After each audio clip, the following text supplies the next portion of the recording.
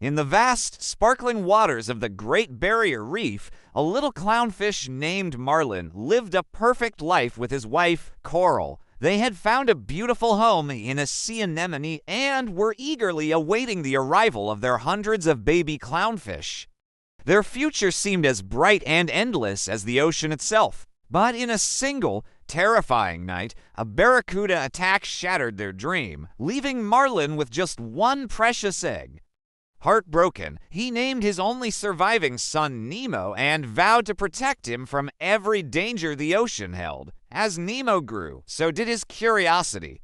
He was a spirited, adventurous little fish, born with one fin smaller than the other, but it never slowed him down. His father, however, was consumed by fear. Every shadow, every current was a threat. On Nemo's very first day of school, this clash came to a head. Eager to prove his bravery, Nemo defied his father's frantic warnings and swam out towards the open sea. In that moment of rebellion, a diver's net swooped down, snatching Nemo away. Marlin watched in horror as the boat carrying his son disappeared over the horizon. Driven by a love that conquered his fear, Marlin plunged into the unknown. His desperate search led him to Dory, a cheerful blue tang fish with a heart of gold and a memory that lasted about 10 seconds. Though an unlikely pair, they became partners. Dory's endless optimism was the perfect balance to Marlin's constant worrying.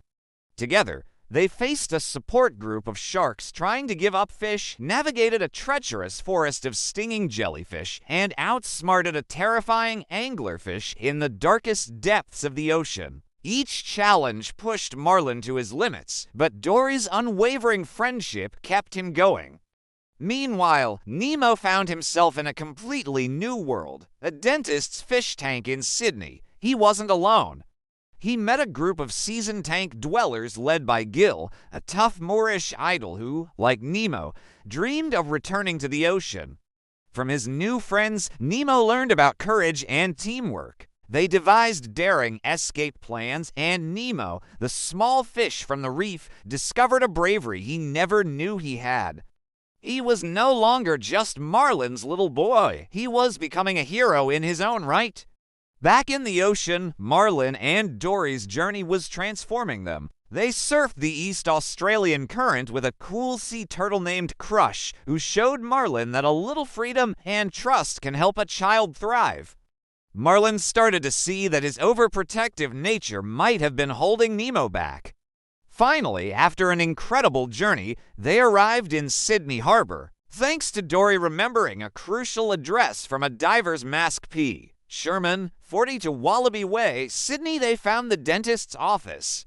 Inside, time was running out. Nemo's escape attempts had been thrilling, but now he was about to be given to Darla, a little girl notorious for being a fish's worst nightmare.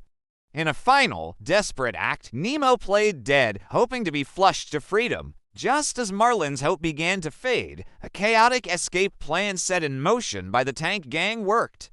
Nemo shot down a drain and popped out right in the harbor, where he was finally reunited with his father.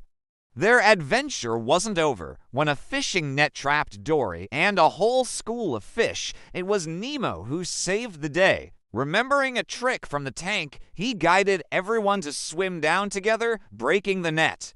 In that moment, Marlin finally let go of his fear and trusted his son completely.